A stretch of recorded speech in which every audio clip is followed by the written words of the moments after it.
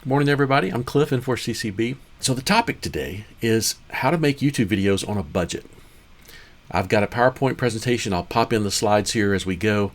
But the whole purpose of this is to try to get you to not be uncomfortable making videos and to kind of teach you how YouTube works in a way that makes it easier for you to stick your toe in the water and check it out. And to do so without spending a lot of money. So let's get started. All right, this slide talks about how you don't have to be an expert. Experts are not your target audience. Experts are not going to be coming to your video to learn something that they already know. So you're making videos either to entertain people by showing them an activation, something where they can live vicariously through you, or by making an educational video where people who don't know as much as you can watch the video and learn something. We're all on the journey, and there are people behind us who have some things that they can pick up from us as they go, just as we have people in front of us that we can learn from. You don't have to be attractive or eloquent to make videos. It's really important that you are just yourself. Don't try to make up a persona. Be a flawed human being as you are, as we all are, and you'll be just fine. You don't need ultra expensive gear to make videos. When I was shooting videos in the past for my QRP School YouTube channel, before I took a break, I was using my best gear. And we're talking about a $5,000 camera and a $2,000 lens. Now, I'll drop in a picture of what that looked like here so you can see. Now, primarily what you're seeing is a shallow depth of field. I was using an 85 millimeter f1.4 lens, nearly wide open, and I was getting really shallow depth of field, which looks great, but it's completely unnecessary. And my camera bag, carrying all my camera gear that I used to use when I shot weddings and did other video stuff, it's just unnecessary.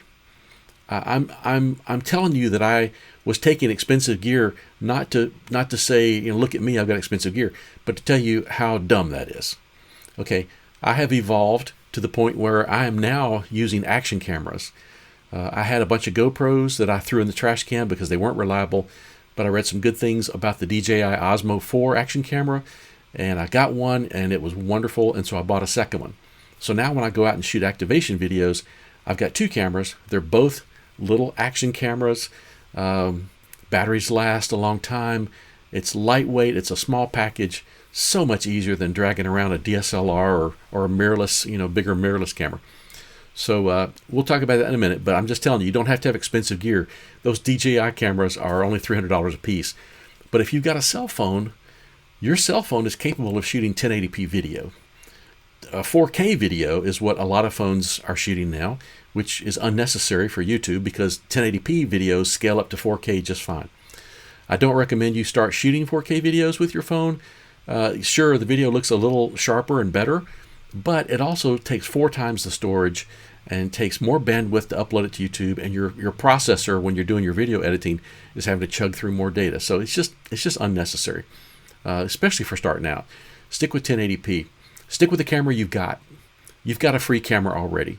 Now, you may actually have another camera that's not your phone that can shoot 1080p video, and that would probably be better than shooting with your phone. But you can make great videos with your phone, and I'll show you an example of that inside this presentation. Another important point I want to make is you don't have to commit to a long-term project with YouTube. I started QRP School a long time ago with the goal of trying to encourage people to try QRP, showing examples of how it works and showing the math and why it works. I made 50-something videos before I just kind of got burned out. And I did reach the point where I felt like people were expecting content all the time. And I just really wanted to, not make a video this weekend, or to go out and just have a ham outing by myself with no cameras. And it just got to be where it just felt like too much pressure and it wasn't fun anymore. So I took a break, and I'm glad I did. I'm now remaking, doing new videos now, and I retire a year from now, so I expect to do even more in the future. But anyway, you don't have to start a YouTube channel with the idea of making your videos public. Okay? You can make your videos unlisted or private, and we're going to talk about that in the next slide right here. So you don't have to be a public persona. You don't have to expose your videos on YouTube to the world. There are 3 statuses, stati, if that's a word. When you upload a video, you tell YouTube whether you want it to be private, unlisted, or public. Private means that. It means only you can watch it. So you can upload it to your channel, mark it private, and even if you gave a URL to that video to a friend or somebody, unless they're logged in as you in their YouTube account, they can't watch that video. So anything that you make when you're just kind of experimenting and trying things out, you can mark it as private and just kind of do some testing without ever letting anybody be able to see it. All right, next step up from that is unlisted. So let's say you go make an activation video and it comes out okay. So when you upload it, you can just mark it unlisted, which means that nobody can see it unless you give them a specific URL to that video. So the great thing about that is if somebody comes to your YouTube channel and sees a list of your videos, they won't see that because you marked it unlisted. Also, somebody can't search on the internet for something like, POTA activation and find that video because it's unlisted. It's not going to show up in the list of search results. But what you can do with that is you can give that URL to your friends that you want to show the video to, or you can give that URL to Rob Carroll, who does our WCares email, or David Holmes, who does our website. Then they can distribute those URLs to group members so that we can all see that. So the next step up, the obvious next step up is public. If you upload a video and you mark it public, then everybody can see it. Whoever comes to your YouTube channel will see it listed among the public videos, and they can search and find that video. So you can change the status at any time. So you can upload it as private, and you can later decide to make it unlisted, and then give the URL to some people. At that point, you can mark it private again so that nobody else can see it after a certain time. But you can also mark it public so that all of a sudden everybody can see it if they want to come to your channel or find it. So it's totally up to you. The whole point of all this is just to say, don't worry about sticking your neck out and making early videos before you've got it all figured out and making those things public. You don't have to do that. You never have to do that. Your entire YouTube career could be just making local videos for yourself or for the ham group or your family, putting those things up there on YouTube, and then sending an email with the URL to people who you want to be able to see that. Never be in public at all. Okay, moving on. I know this is kind of a daunting list here, but there are 8 things to think about when you make a video. Some of these you're just going to think about for a few minutes and do it the same way every time. Others you have to think about every time you shoot. Let's go through these one at a time. The first one is content, or the subject matter. What are you making this video about? You're making it about something. You've got something that you want to show, or something that you want to educate people on, or something that you did that you made a video about, some kind of event. No matter what it is, there is a topic. And if it's something that you need to research, then go ahead and research that and have all your facts aligned before you start making the video. All right, so now after you've done your research and you know what you want to say, it's time to think about a shot list. Now, there's no reason why you can't just turn on the camera and just make a long video and never turn the camera off until you're done. And now you've got one long video clip with no editing. It's just one long thing. I do not recommend that. Now, there is a YouTuber, a guy named Tom Witherspoon, K4SWL, who has made a ton of great POTA videos where he calls them real-time, unedited ham videos. And basically, he turns the camera on when he gets out of the car, goes to the picnic table, sets up, makes his contacts, talks to you while he's doing so, talks to you after he's finished. It's one long clip, and they can be an hour or more. And when I first saw that, I thought, that guy's nuts. I mean, from my background in a software company, being responsible for marketing, I can't make a tutorial video that lasts more than 3 or 4 minutes before people just go like, no, I'm not going to watch that. Our attention spans are so short now. The toaster's too short for us. The microwave, if it takes more than a couple of minutes in the microwave, we're impatient, right? We're just like that now. So making a long video with no edits is weird, but it works for Thomas because you're kind of going on a journey. with him. It's like you're playing hooky from work or something, and you're going to with him to watch this video. That's how he makes you feel, like you're a friend who's coming along with him to do this. So he can get away with it. But here's the dark side of editing YouTube videos. It takes a long time to be a good editor on a video. I might literally spend 4 hours, 3 or 4 hours editing a video of something I shot in 30 minutes.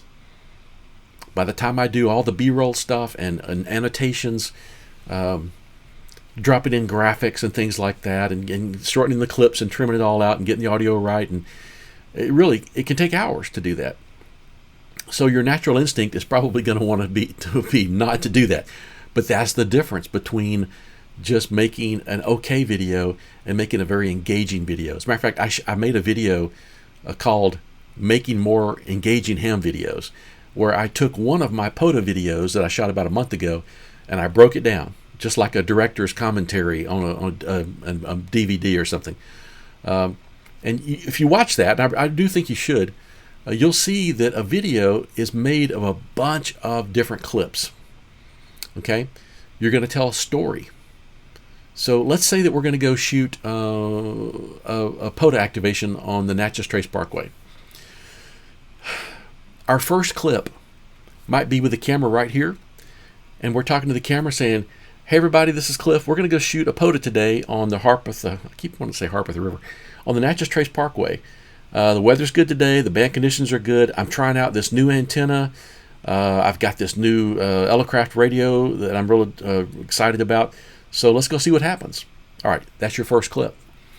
Maybe the next thing that goes in this video is you pulling up Google Maps and getting a screenshot of the Natchez Trace Parkway in relation to where you live, and showing where you're going to be going. Now you've told the viewer who you are, where you're going to go. You've showed them where you're going to go. Maybe the third thing you put in there might be, as you're driving to Natchez Trace Parkway, you come to that big white bridge on Highway 96, and you just hold the camera up to your windshield as you're driving toward it and shoot 3 or 4 seconds of footage of that bridge. It's an iconic thing, right? Maybe now you're up on the trace and you are driving, and you just hold your camera up to the windshield while you're driving and you shoot a few seconds of that. So you're showing people a story. You're letting them come along with you, kind of like you're FaceTiming a friend who can't go with you. It's like, "Hey, check this bridge out. Hey, here's what it looks like driving down the Natchez Trace Parkway." You get to that place where you're going to set up. You take the camera out and you just kind of pan around. "Hey guys, this is where we're going to set up today. There's a great picnic table right over there, and let's go get it done." There's another clip right there. Go to the picnic table. Lay your gear out on the table. "Guys, before I set up, I just want to show you what I brought today. Here's this new vertical antenna I'm trying. And of course, you've seen my KX2 before. This time I'm using an external battery for it. I got a new lithium-ion battery." You know what I'm saying? You're showing them what you've got. You're telling a story. You're making it engaging. People want to see all that stuff. So think of this video, or any video you make, as a series of clips that are going to get sequenced together in an editor. And we'll talk about editing more in just a minute. Audio capture. So because we're doing this about making it the videos on a budget, I'm not going to tell you should go out and get a digital audio recorder or anything like that. As a matter of fact, if you're going to use your phone, you can just use your phone, have it right here between you and the radio, and let the phone's microphone pick up your voice and the speaker of the radio. So the microphone's picking up both, and no external microphone is required, whatever. However, that being said, wind noise outside is a problem. And I have a $30 external microphone that just plugs into your, in my case, a USB jack of my phone. And now I've got a lavalier microphone that I can clip to my lapel, or I can clip it on a tripod that's right here in front of me. So now I've got an external microphone that I can put a little windscreen on that will completely eliminate wind noise. And it's a good thing to do that, because wind noise is terrible. And if you're filming on a day that's got any kind of breeze at all, to have that just being going, all the time, it's really annoying. And people will, believe me, they will switch off your video if they can't stand the audio. The audio is more important than the video. People will leave your video quickly if the audio is bad. If they can't hear you, if it's distorted, if there's too much reverb, If you're making them work to understand what's happening and what's being said, no, there's more content. I can go out and watch something else. Kind of like the YouTube equivalent of turning the big knob on your radio. All right, video capture. I'm assuming that you're going to use your smartphone. Any smartphone that you've got will shoot 1080p video. And if you've got another camera laying around, great.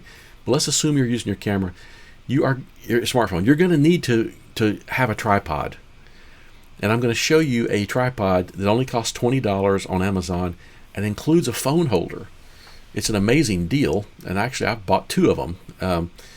But it comes with the phone holder, and it's a nice design in that it has a small base and then a single long center column. In other words, it's not like a typical tripod that has 3 legs that open up and spread out. By having the small base and the single center column, you can put that right between you and a picnic table or whatever table you're working on with your radio. And I'm talking about all this as if you're going to make videos outside. There are different considerations when it comes to just making something in-house, and we'll talk about that. But you will need to stabilize that camera somehow with a tripod.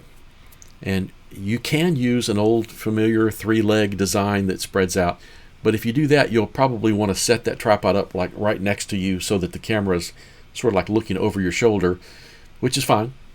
Otherwise, with that long single column tripod design, you can put it right between your legs, right up at your chest level, so the person watching the video kind of has as the first person point of view, as if you're wearing like a chest, action camera harness, and it's just showing what's right in front of you. It's very, very convenient. And one other good thing about those tripods, if you're using a tripod like that and it's right in front of you, you can look down and see what the camera sees. You can make sure it's still filming and you can see what's in the frame. Whereas if you're wearing like an action camera on a chest harness, you can't see what it's doing. You have no idea unless you pair it with your phone maybe, and now you're using your phone to remotely see what the camera's seeing, which is possible. But using your phone makes it so much easier. Even if you use your phone next to you, if you're using the front-facing, there's 2 cameras on your phone, right? There's a front-facing one that you use for selfies, so that you can see the screen and get yourself in the frame and take the picture. Then there's the rear-facing camera. That's the one with the better lenses and stuff that you take, normal photographs with. So if you put that camera, the phone, camera, right next to you, and you use the front-facing camera, your selfie camera, then you can have it pointed, say here, looking down at your radio, your desktop, and you can look and see the screen here because you're using the front-facing camera, so you can see what's in the frame, make sure everything's still good. So that's handy. You're going to see an example of that in this video in just a minute. Lighting. Well, if you're shooting outside, there's already natural light out there. There are some considerations, like if you can find a place in the shade, that's better than being in the bright sunlight and having these harsh shadows all over your face. Or if it's midday and you've got the sun right overhead, you're going to get shadows in your eye sockets. We call those raccoon eyes in the photography business. So there are some considerations. You might be able to just kind of turn around, choose a different viewpoint, and get that bright sun out of your face, get those shadows out of your eye sockets. But for the most part, nobody drags supplemental lighting out to a ham video that's made outside. Nobody does that. You might do that if you're shooting a wedding or shooting a bride's, portraits and stuff like that. But you're not going to take lights out on a ham shoot. You're just going to go with natural light. Now, indoors, if you're shooting indoors, to get started, you can just use window light. Soft window light, not light that's streaming in at the very beginning of the day or at the end of the day, but just natural light that's coming in that's really soft and looks nice. That does, however, mean that you've got to shoot near that light source, and you're limited to only shooting during the day, and during the day when the light's not coming in, bright. So for not very much money, you can get a couple of lights. Matter of fact, I'm going to show you a slide here after my video where for $60 you can get a lighting kit from Amazon that's got 2 soft boxes which diffuse the light, 2 lights to go inside the soft boxes, and then 2 light stands and a carrying case for $70. $70. Of course, it's not going to be professional. You're not going to want to carry that around. It's not going to last long. It's not meant to be a professional heavy metal, grade, industrial kind of thing. But for $70, you can get 2 lights with soft boxes, to light your face, or maybe, you can probably see on my lighting right now, I've got a nice big soft box here in front of me that makes the light soft on my face. Notice you've got shadows under my eyeglasses, but they're not distinct shadows. They're kind of soft because I've got a soft box diffusing that light. And then you can see that I've got some light here lighting my hair and lighting the rim of this chair. I've got a second light that's right up here on a little boom that I use to do that. So that makes my lighting be more professional. And of course, I've got my green screen. If I didn't have a green screen, you would see my music gear behind me, which is fun. And it's great if you're a music geek, but it's not relevant to my job in the software business that I have, and it's not relevant to my ham hobby, so I cover it by using a green screen. And you can do the same thing. Matter of fact, that's the next thing for us to talk about. Background of the scene. Well, if you're shooting outside, you may be kind of limited in what you can do for a background, right? Now, it's possible that if the light conditions are right, and if you've got the ability to bring a table with you or something, you might be able to position that so that you have something a little more scenic or less distracting in the background. But maybe you don't have control of that. Indoors, it's really important that you not have a busy, cluttered background that's distracting.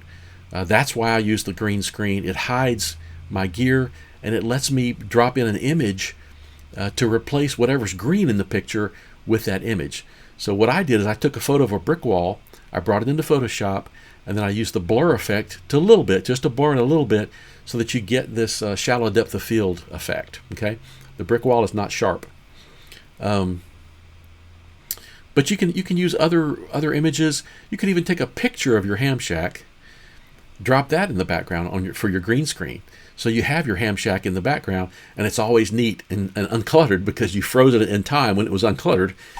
But green screen is a great thing. I was using one that I'll show you a picture of it, a slide of it here. I got it from Amazon. I think it's $150. It is like it's the same as like a portable projector screen, right? That's really what it is. So you've got a case with a handle, a long skinny tripod thing, and then a long skinny tube that unrolls and has a green screen, and you just put the tripod out, raise the center column, attach the green screen to it, and now you got this.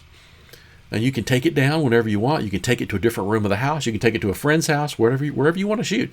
Take the green screen with you so that you have an uncluttered background. Now, I make a lot of videos, and I got tired of doing that. And I make more videos for work than I actually do for YouTube, and have many years. I've been doing this software thing for 14 years, making tutorial videos and all kinds of stuff. I got really tired of setting up that green screen and then having it clutter up my work area here and having to take it down and then bring it back again. So I finally bought a different kind of green screen that's the kind that attaches to the wall or the ceiling. And so I've actually mounted it on the ceiling up here behind me. And when it's time for me to shoot a video, I just reach up to the ceiling and pull down this screen. As a matter of fact, I'm going to show you this. Watch what happens when I do this. I'm just going to reach down here.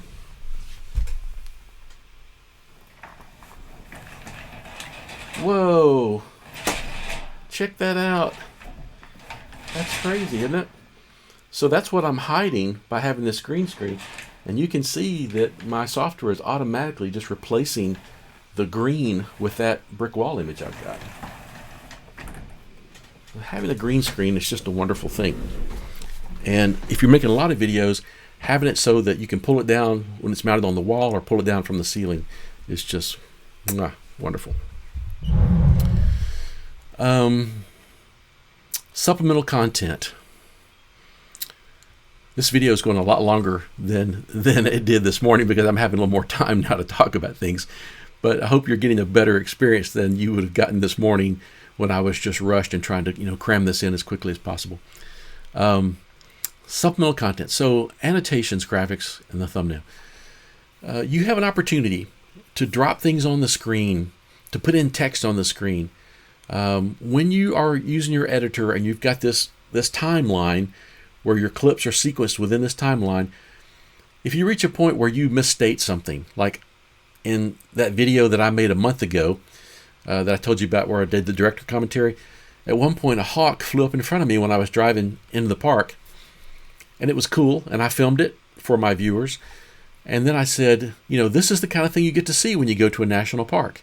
Well, guess what? It was a state park.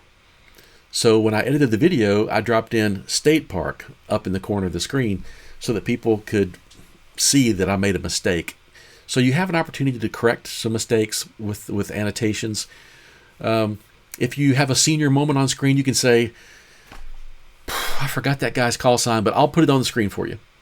In other words, you can defer having to look something up and put it up there later so that you can put it on screen for them when they're viewing the video.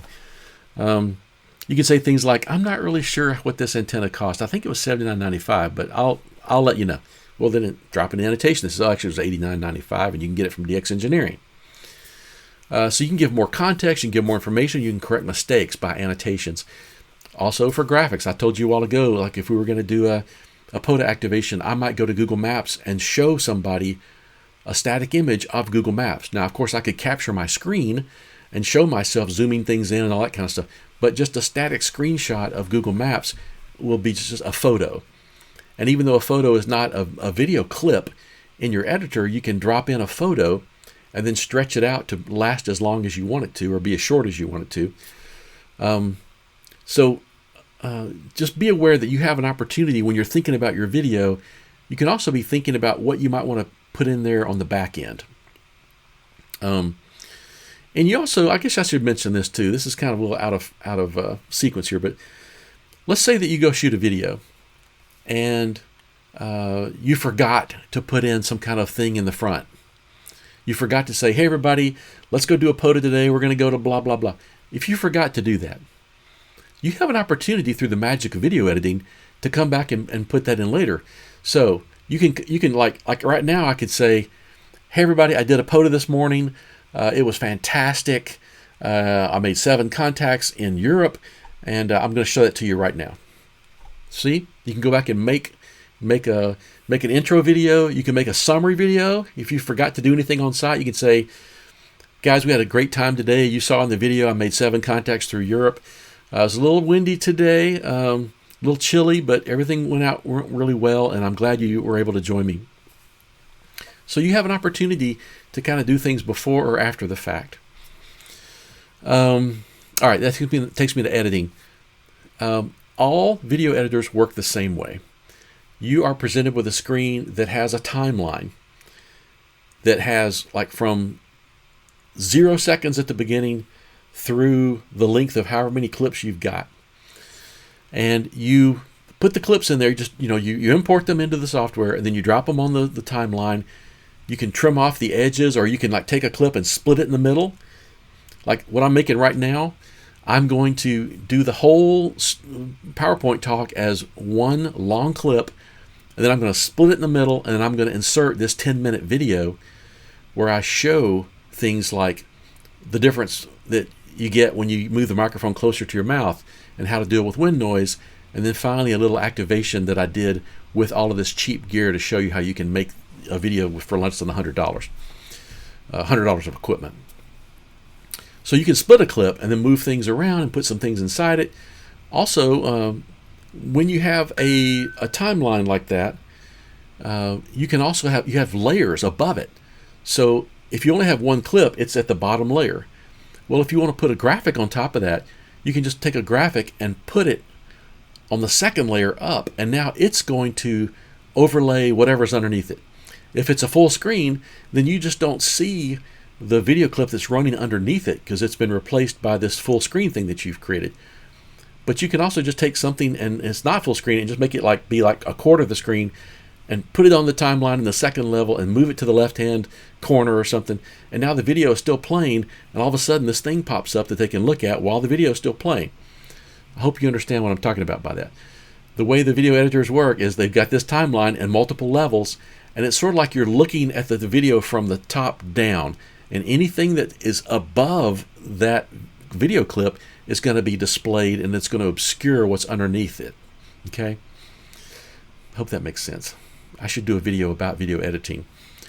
For video editing software, you're going to need something to edit your videos with. Of course, you've got iMovie if you're a Mac person for free. There are free things for Windows. But I really recommend that you get a free product called DaVinci Resolve. DaVinci Resolve has a professional version, and with all the bells and whistles.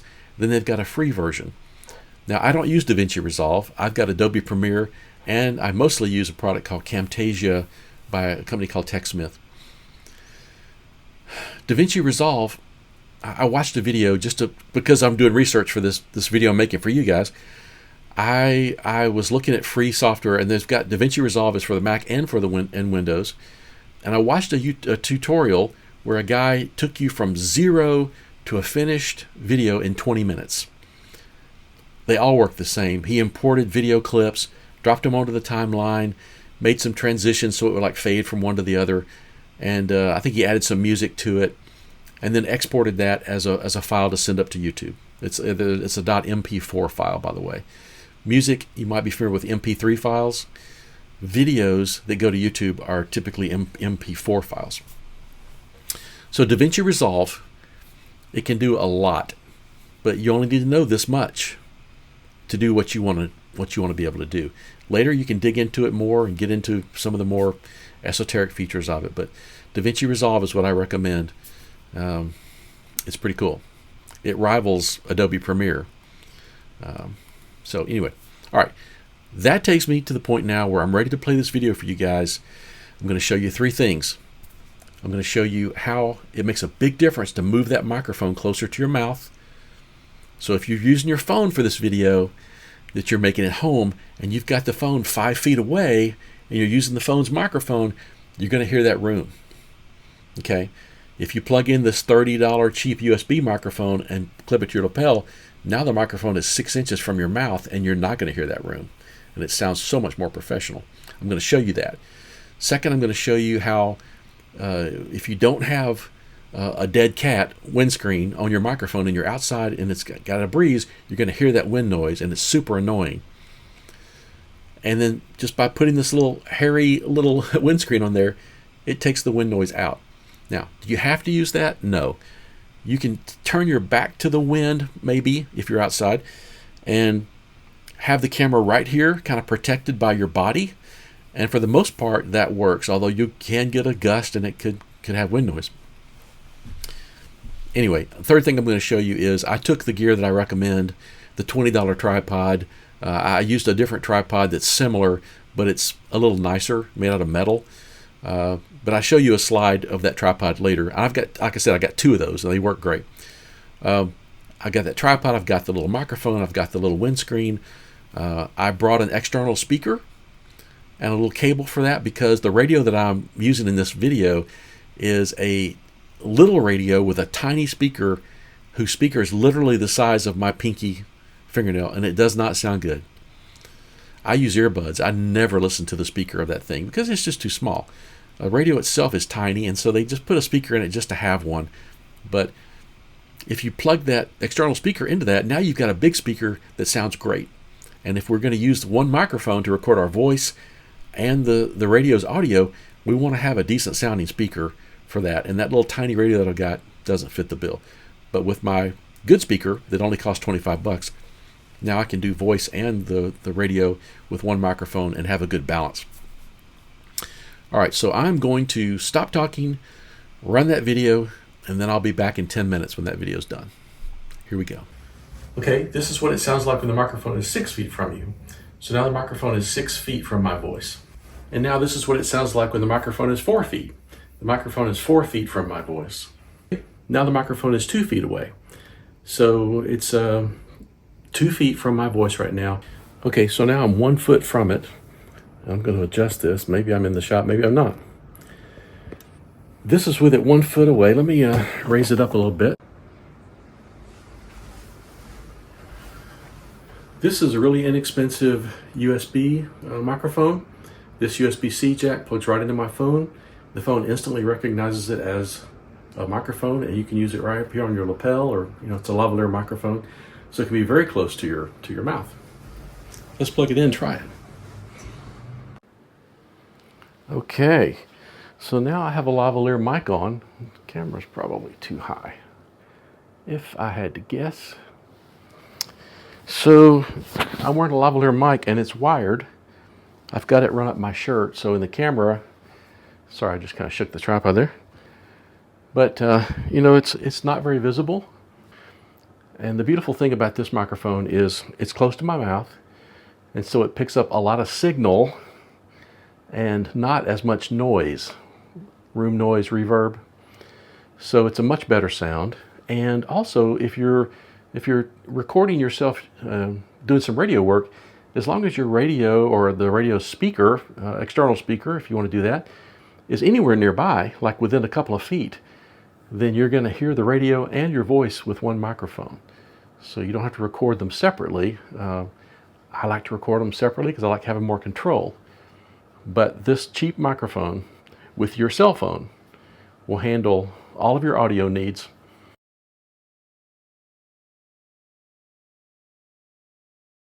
Hey, so I'm recording this, my phone on a tripod here, and I'm using an action camera to record this part of you looking at me and the phone.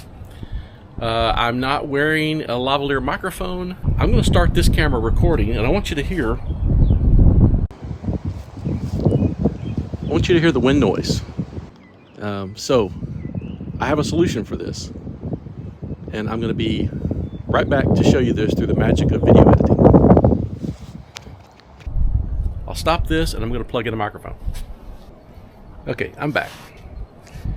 This is the microphone. It's a lavalier microphone, and you can just take this microphone and push it into the center of this, and now you've got the thing that looks like kind of like a gray dandelion. Okay, so what I'm going to do now is I'm going to plug this microphone into this camera, and then we're going to see the picture and the audio coming from this camera after I plug this in. Okay. All right, I'm going to start this. Okay. So now this is the microphone, and see if you hear any wind noise, or see if you hear as much as you did a minute ago when I had the thing unplugged. Okay? This is important. Dealing with wind noise when you're shooting outside is critical because nobody wants to hear your wind noise, I promise you. So I'm going to unplug this now, and let's listen to the audio without this. Actually, I'm just going to take off the little dead cat thing. Okay, now you're hearing the audio directly from the lavalier mic with no windscreen. Probably doesn't sound very good. Okay, big difference, right? Put this back on. Makes a big difference. I want to show you the gear that I brought for recording this. The purpose of this video was to see if I could just do an outing without bringing a bunch of camera gear, just bringing my phone and some things to help my phone. So apologize for the wind noise. I don't have an external microphone on this little action camera that I'm using right now to film this. So I have a tripod. This is by a company called LoomCube. They make lighting gear, but they also make this little tripod which is collapsible. It's made out of metal. It's very cool. It goes up to 5 feet tall. It's got a 1/4 inch screw here at the very end of it. And so you need some kind of tripod head. If you screw your camera into this directly, you don't have anything to level it with. So I've got this little cheap ball and socket tripod head. This screws into the tripod, and then now you can use this big screw to loosen that, and then it uses the ball and socket to let you level this thing out. Here's a cheap phone holder. It's got tripod sockets on the back and on the side. This actually came with a different tripod that I've got, but you can pick up those anywhere cheap. Of course, my phone, this is an iPhone, but it doesn't matter. I've got Android phones, and they work great too. This speaker, this is one that Thomas Witherspoon K4SWL uses, and the reason that I brought this, and by the way, a little 3.5 millimeter cable on a retractable reel. This is also, I got this from Thomas Witherspoon's site. The reason I use this speaker while I'm doing this today is because The speaker that's built into my little radio doesn't sound good at all. So if you're trying to record this using your phone and a microphone and not recording directly to some kind of digital recorder, you need a speaker that sounds good. And this one's not very big, okay? Not too big, but it sounds great. So I brought that today because the speaker in the radio is sucky. And it's sucky by design. It's a small radio.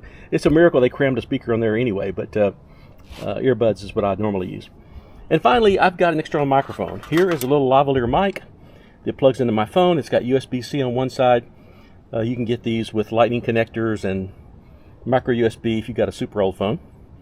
And then to make this work in the wind, I've got this little dead cat. Looks kind of like an old Star Trek Tribble though, doesn't it? Before I make any contacts, I just want to show you the setup here. So I have a chair and a table. I've got my little KH1 here with the whip antenna and the little adapter that lets the radio sit on its back. Here's the little antenna, and I've got the tripod here where I can sit in this chair with my feet on each side of the little tripod leg. There's a lavalier microphone plugged into the phone, and it's clipped here to the side of the tripod with a little dead cat on it so that the wind noise is not going to be a factor.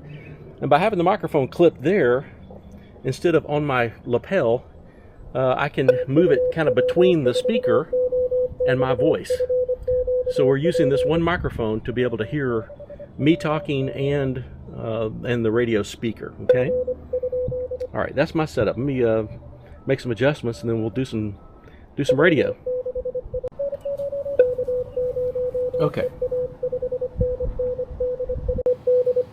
Okay, I'm recording now, and you should be hearing my voice, and you should be hearing that speaker at the same time. So I've got the lavalier microphone clamped to the tripod, as you can see in this camera over here.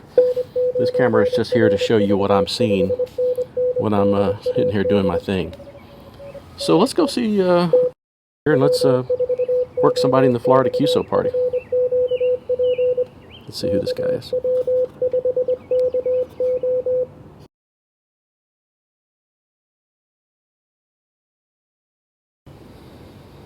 I'm going to switch this now just to show you something different. I'm going to switch it to using the front camera, and I'm going to put this camera over here by my right shoulder so that I can still look over there and see that the camera's recording, but it's going to give you a little different view. Right now I've got it just right here in front of my chest.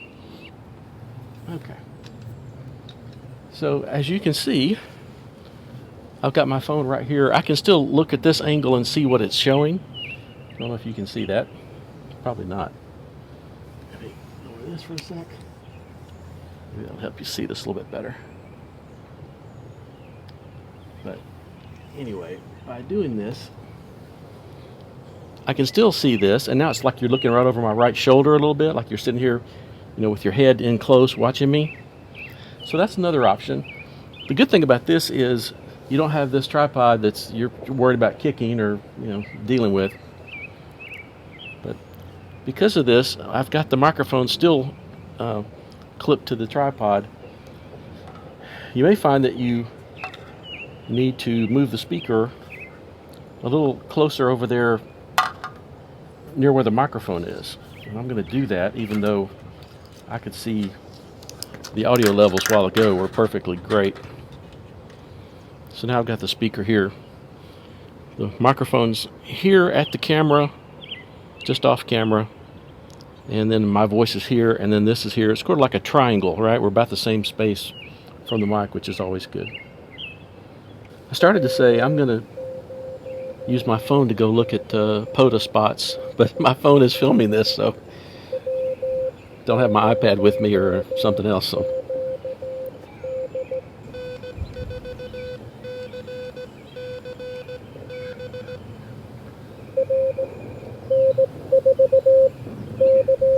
yay.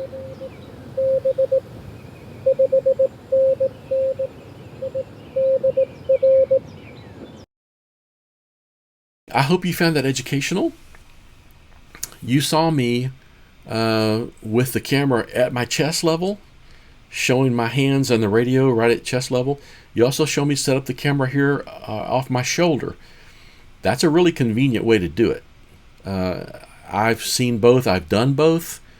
I kind of like the immediacy and the first person viewpoint of the chest cam, but I like the convenience of just like having a friend looking over my shoulder and not having that tripod between me and the table too. So just, whatever you want to do, you can try both.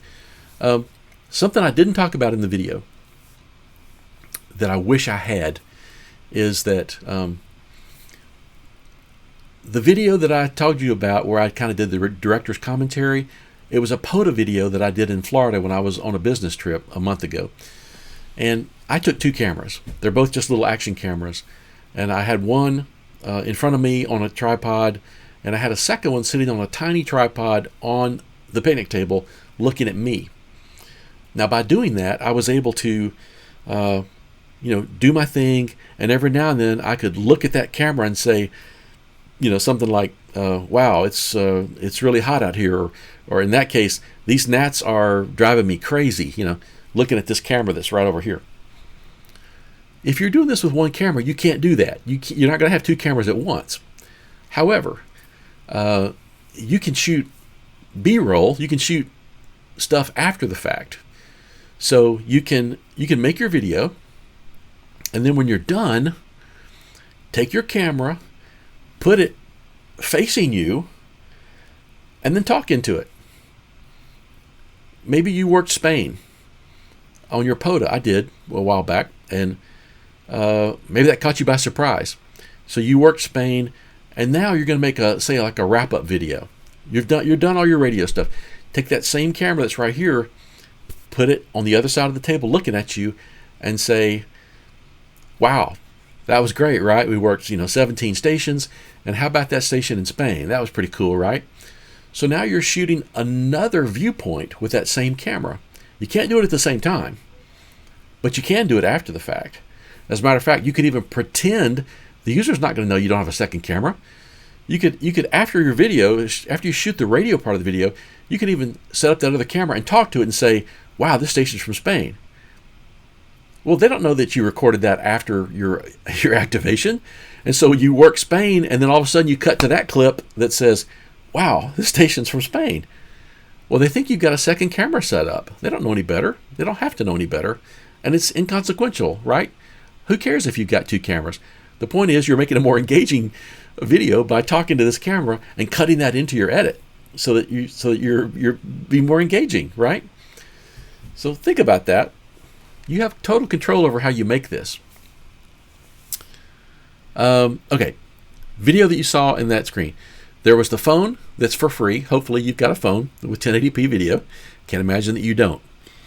That lavalier microphone is $30. The tripod, I used one that's more expensive that was metal, but the one that Thomas Witherspoon recommends, the one I'm going to show you in just a second with Amazon stuff, is fine. And it's $20. It's got a phone holder too. I mean, how can you even make something like that for $20 and make a profit? I don't know.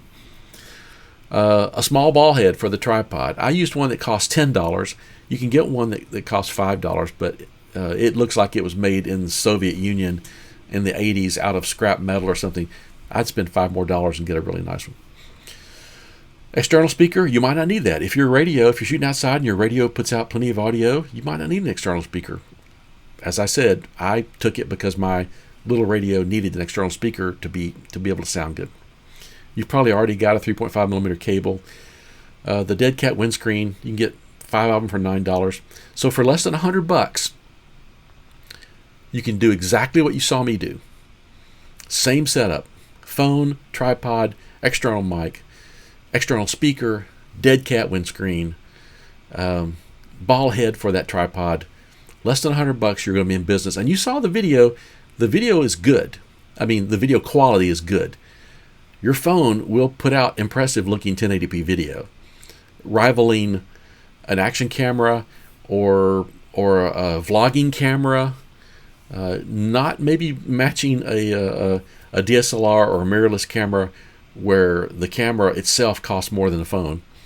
But still, plenty good enough for YouTube. All right, let's look at these things on Amazon. Okay, the lavalier microphone, it's this Saramonic. It's $30. It's got USB on one side. I think you can probably get this with other connectors if you've got Lightning or USB micro. But anyway, $30 gets you this external mic. Here's the little windscreens, 5 for $9. This is the ball head you saw me using in the video. It's fine. It's perfectly nice. It's only $10. Here is the one I told you it looked like it was made from the Communist Party. It's $5, but why not just spend $5 more and get that? Okay. This is the tripod that I told you about. It comes with that phone holder. It's got that base that can easily fit down, between your knees or your legs. $20, amazing. This is the external speaker that I used. It's only $25. It's from Anchor. It sounds great. You may not need that, but if you do, here you go. These retractable 3.5 millimeter cables. These are really handy. The cable itself is only 2.5 feet long, but you don't really need that when you're out working portable where the speaker is within a foot or so of your radio. This is the green screen that I used for a long time before I got my ceiling mounted one. $150 gets you a portable background that you can put in front of any cluttered environment and make a really professional looking video without any distractions. These are the lights I told you about. This lighting kit is only $70. It includes the case and 2 LED light bulbs. Now these are not the brightest things ever, but they're plenty bright enough for what you want to do. You're going to want to get that softbox fairly close to you anyway, because the whole point of a softbox is to make a large light source. The sun is out there, and the sun is enormous, but it's so far away that we see it as something about the size of our thumbnail. And because that light source is so tiny in the sky, it produces really sharp